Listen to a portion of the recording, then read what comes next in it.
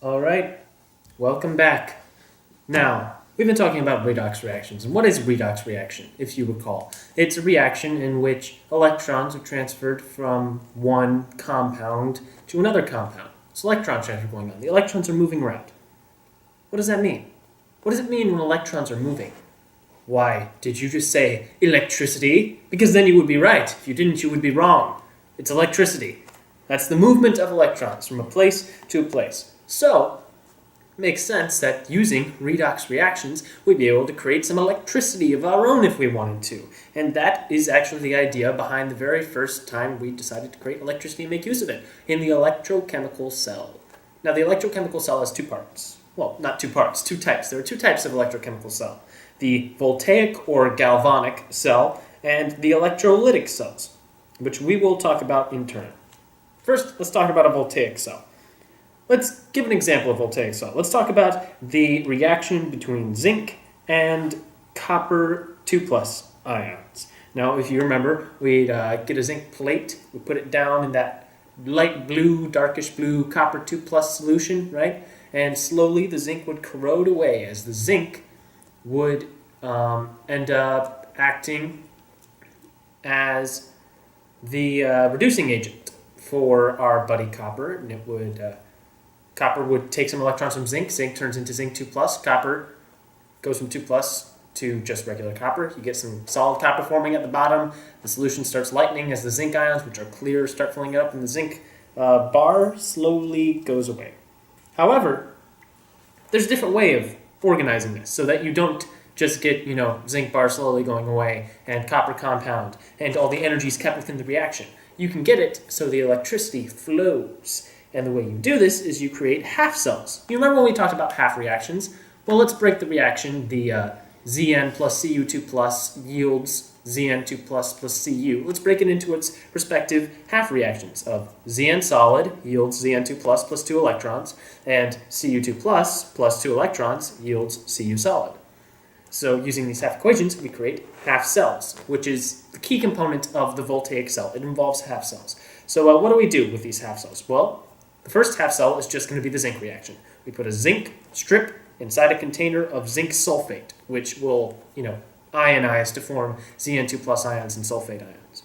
And then you can put another container, another beaker off to the side with a strip of copper metal inside copper 2 sulfate solution, which is going to ionize into copper 2+ and sulfate. So those are the two half reactions, kind of just sitting around right now, right there. Well, in the zinc half cell, the zinc atoms will form ions by releasing electrons and will make the surface of the metal slightly negatively charged with respect to the solution. So you'll see the zinc metal strip kind of start to corrode as little solid zincs break off and go to zinc 2+. They leave their electrons behind, however, on the metal, and that gives that metal electrode, as we call it, a slight negative charge.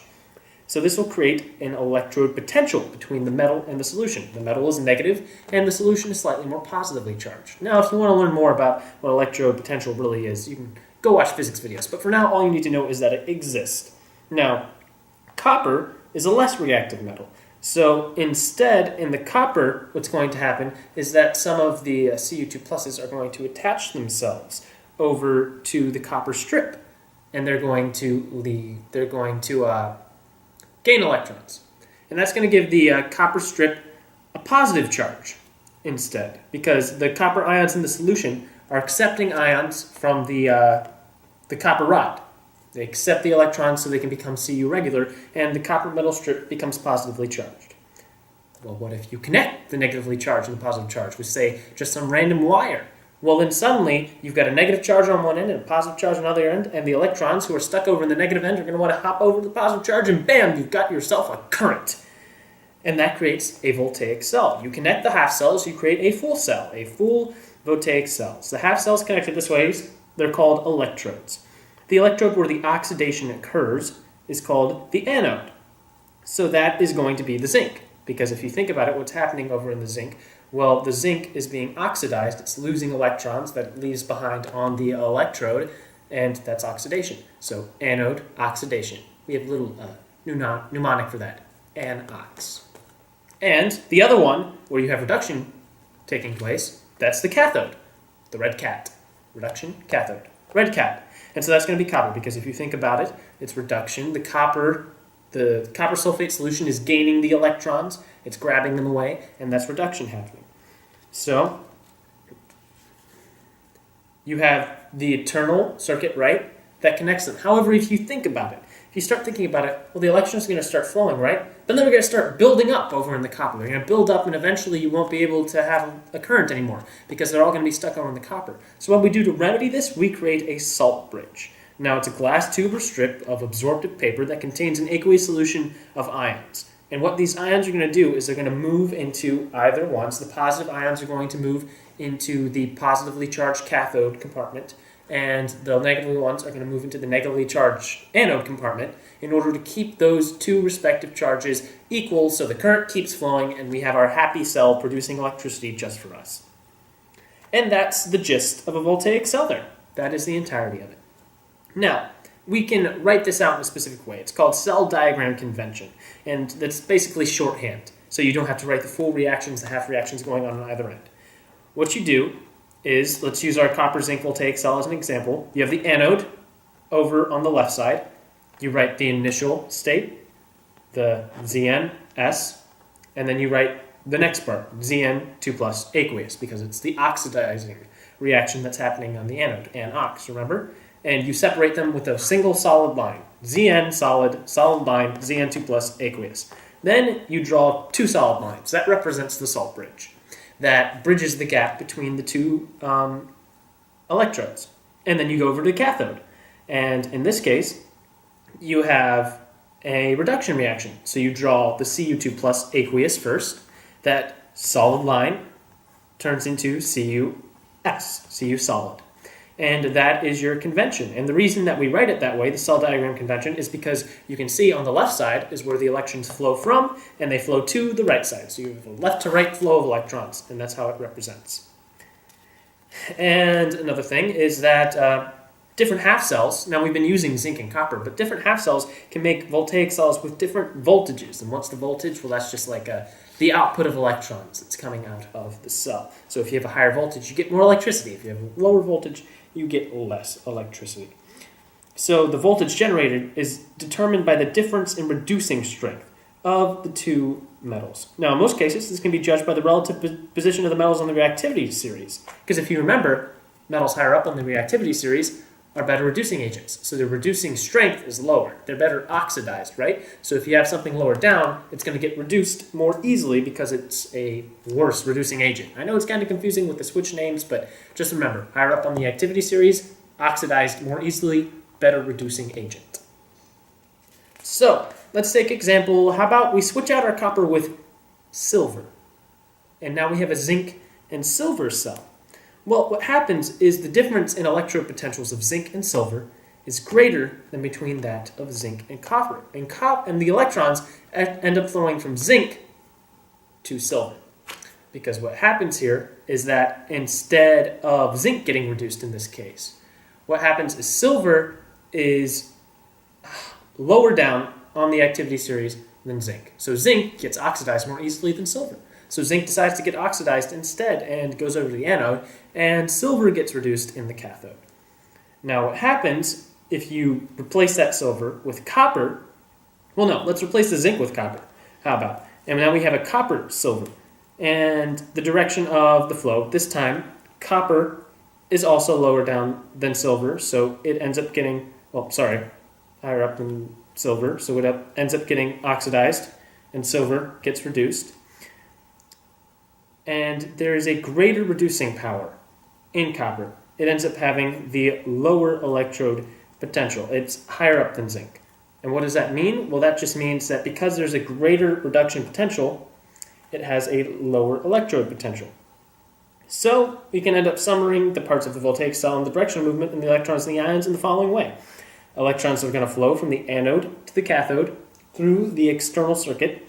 Anions migrate from the cathode to anode through the salt bridge, right? Anions go to the anode. That makes sense, share name. And the cations migrate from the anode to the cathode through a salt bridge. And that's the movement that continuously happens to create our electricity.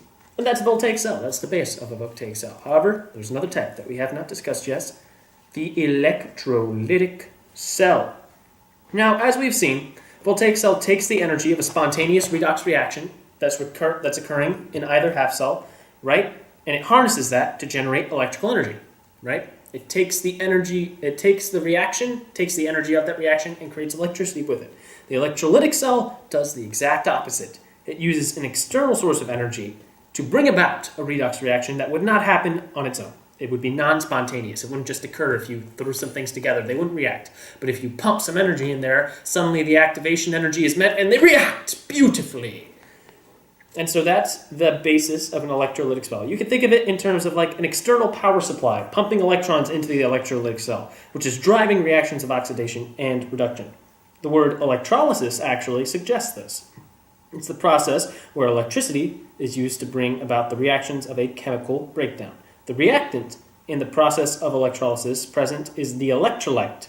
This is typically a liquid, and it's usually molten, a molten ionic compound or an ionic compound dissolved in water, an aqueous solution. As the electric current passes through the electrolyte, redox reactions occur at the electrodes. You'll remember the electrodes, anions, and the anode and the cathode from the voltaic cell, but they're slightly different in the electrolytic cell. So this removes charges of the ions in forming products that are electrically neutral. The ions, therefore, are said to be discharged during the process.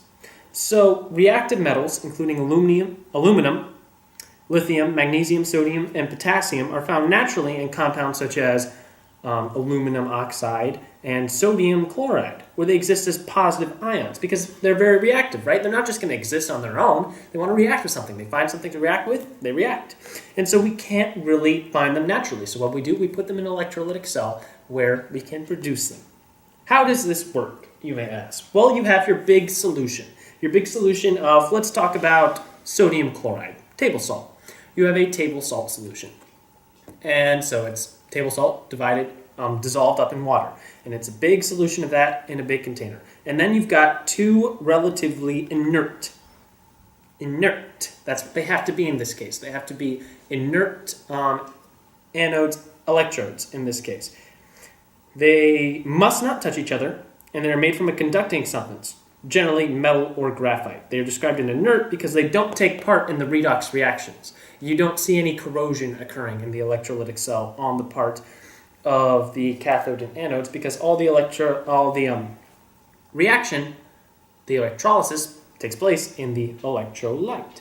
And then you have an electric wire that connects from the anode to the cathode, so the electricity is produced, right? And so what happens here is a power source pushes electrons towards the negative electrode. So the electrons, instead of going to the positive electrode, which would be the anode in this case, I know, it's weird. The cathode was positive last time, right? The electrolytic cell, they switch. The anode is positive and the cathode is negative, and we'll see why in a second. But the electric source pushes them from the anode to the cathode. And the electrons are released at the positive terminal, which is the anode, right? And then returned to the source. The current is passed through the electrolyte, not by electrons, but by the ions, as they are mobile, and migrate to the electrodes. The chemical reactions occurring at each electrode remove ions from solution, and so enable the process to continue. So what happens is you get electrons pumped into the cathode, right? Giving it a negative charge. Well, what happens is the sodium and the chloride have separated. They have dissociated in the solution, right? And the sodium currently has a positive charge. And so it drags itself over because opposites attract in chemistry to that negatively charged cathode, and it goes and it gets reduced. It grabs an electron off of that cathode, turns into solid sodium, and you get sodium. And then the other side, the anode, which is losing electrons, it's becoming positively charged. The chlorine ion goes over, and it goes ahead and gives its electron over and becomes chlorine gas. And you have chlorine gas produced. And this adds electrons to the anode, which then get pushed by our external power supply out and over back to the cathode, where they are picked up by the sodium. And thus the process continues. And that is the basis of the electrolytic cell. As I've shown you, the redox reactions, they occur at the electrodes. The electrodes aren't actually quite really involved, but it's the electrolyte, really. It's the sodium and the chloride ions. Now, however, there are some special cases. In fact, what I just described to you is entirely wrong regarding the aqueous table salt. I am sorry. Because you will not get the formation of solid sodium. And why is this? It's for the very same reason we were discussing with voltaic cell. You have sodium, it's really high up on the activity series, meaning that it gets oxidized. It prefers to be oxidized. It doesn't prefer to have that electron thrown at it and get reduced. However, it's in water, and water dissociates, naturally it self-dissociates into hydrogen and hydroxide ions. Hydrogen is lower down. It would prefer to be reduced. It would like to be more reduced than sodium for that matter. So instead of sodium going to the cathode and getting reduced, hydrogen does, and hydrogen gas is produced. Which is why when you want to produce sodium metal, you cannot use aqueous sodium chloride. You have to use molten sodium chloride because you take the water out of the equation and the sodium turns into solid sodium instead. So, just a quick reminder here, we're going to brush up on what's the deals with our electrodes in voltaic and electrolytic cells. We have, this is always true, an, ox, cat, red, right? Red cat and ox. The anode always has oxidation and the cathode always has reduction. However, in a voltaic cell, the anode is negative and the cathode is positive, while in an electrolytic cell, the anode is positive and the cathode is negative, for the reasons that we have discussed. So, and like I said before, we use molten salts when sometimes, right, water is lower on the activity series than the metal that we're trying to produce. And so we can electrolyze molten salts. So how do we do this? So we can determine, actually, the products that will be released. First, you identify all the ions present in the electrolyte and determine which will migrate to which electrode. So if we talk about our molten sodium chloride again, molten sodium chloride is going to be sodium ion and chloride ion. The sodium is going to migrate to the cathode because the cathode is negative and the sodium is positive. And the chloride is going to migrate over to the anode because the anode is positive and the chloride is negative. Then we write down our half equations for the reaction at each electrode. It's going to go for sodium Na+, plus an electron, gives us solid sodium. For chloride, Cl-, 2Cl- yields 2 electrons and Cl2. So then you balance the electrons. I already did that for you. Loss and gain in the anode and the cathode, and then add the two half equations to write the equation for the net reaction. So then you just add them together. You get Na plus Cl- yields Na and Cl2. Well, 2Cl-, sorry. And then you consider what changes would be observed in the cell as a result of the redox process is occurring. In this case, what happens is on the cathode, molten sodium will end up collecting on it, while in the anode, gaseous chlorine will start forming. Chlorine gas will start bubbling up. And so that is what happens there. And so what happens, this is an industrial process that we use to create molten chlorine. And in fact, we often use electrolysis in something called electroplating, where we take a metal, that, for instance, copper, and we can use electrolysis to produce it and plate it over something. Like in this picture in the book, these beetles, which have been plated with copper. And that is your summary of voltaic and electrolytic cells. And that's it for, well, really the chemistry we'll be doing this year. So see you next year if we do organic. Bye.